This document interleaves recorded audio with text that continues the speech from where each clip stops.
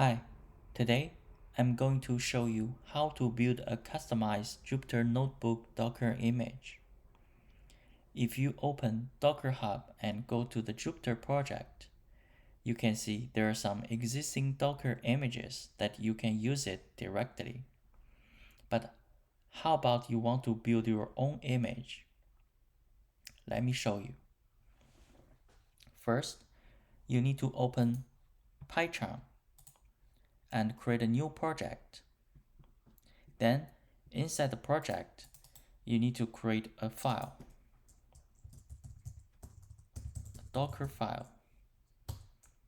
And inside the Docker file, you need to select a base image. For our example, we can use the mini notebook. Just copy the name and go back to the project. We can use the latest one.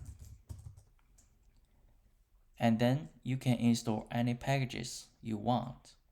In this video, I will just use a very special one as example. So let's try the Selenium.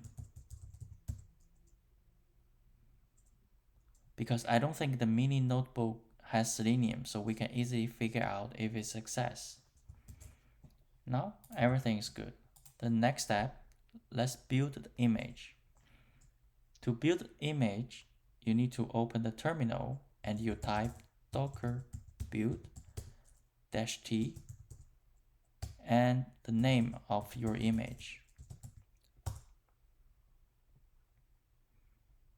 Yep, it takes usually a couple of minutes. And then next step, let's launch it.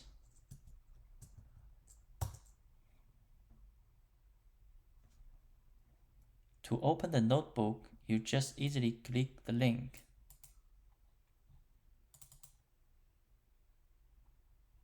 Now it's success. Let's create a notebook. To test if it's success, let's import the packages that we install. There's no error, means it's working. Okay, that's all about this video. Thanks for watching. If you like it, please click the like button and subscribe my channel. I will see you in the next video.